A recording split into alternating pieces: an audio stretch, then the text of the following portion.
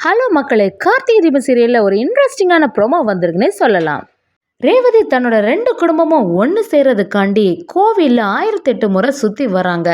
கார்த்தியை புரிஞ்சிக்காம எப்பவுமே அவங்கள்ட்ட கோவப்பட்ட நம்ம ரேவதியோ தன்னோட அத்தை மகன் தான் கார்த்தின்னு தெரிஞ்சதும் அவங்கள்ட்ட எப்படியாவது தன்னோட லவ்வை ப்ரப்போஸ் பண்ணணும்னு சொல்லிட்டு ஏங்கிட்டே இருக்காங்க. ஒரு வழியாக கார்த்தியும் ரேவதியும் லாங் ட்ராவல் பண்ணக்கூடிய சான்ஸும் கிடைக்குது.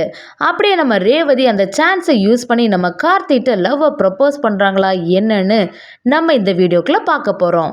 வீடியோக்குள்ளே போகிறதுக்கு முன்னாடி நம்ம சேனலுக்கு ஒரு லைக் அண்ட் சப்ஸ்கிரைப் பண்ணிடுங்க மக்களே. அப்படியே பக்கத்தில் இருக்க பெல் ஐக்கானே கிளிக் பண்ணிடுங்க. அப்போ தான் நான் போடுற வீடியோலாம் உங்களுக்கு நோட்டிஃபிகேஷனாக வரும். வாங்க வீடியோக்குள்ளே போகலாம். ஃபஸ்ட்டு பார்த்தீங்கன்னா நம்ம பாட்டியும் ரேவதியோட சீனு தான் காட்டுறாங்க. பாட்டி நம்ம ரேவதி கிட்ட ஃபோன் பண்ணி நாளைக்கு கோவிலில் ஒரு விசேஷம் இருக்குது, நீயும் கார்த்தியும் ஒன்றா கோவிலுக்கு போங்கன்னு சொல்கிறாங்க.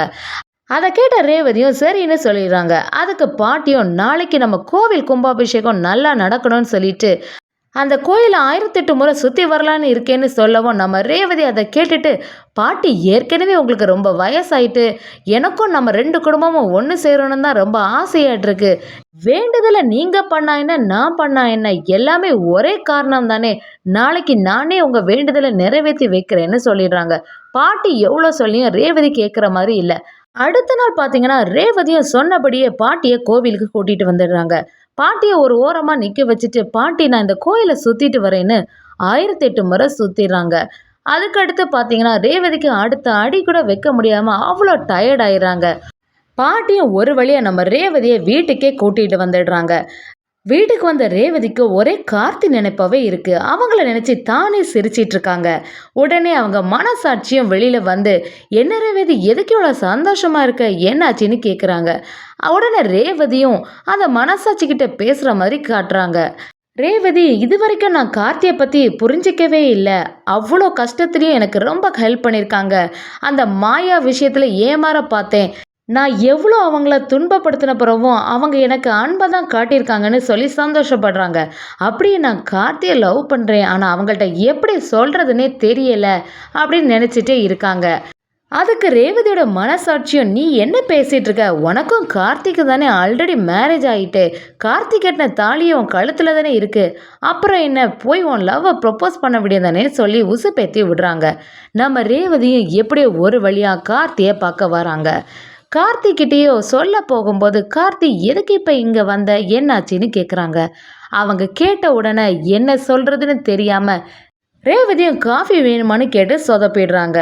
கார்த்தியும் அதுக்கு நீ வேற ஏதோ சொல்ல வந்த மாதிரி இருக்கே அப்படின்னு கேட்கவும் ரேவதி ஏதோ சொல்லி சமாளிச்சுட்டு அந்த இடத்த விட்டே போயிடுறாங்க.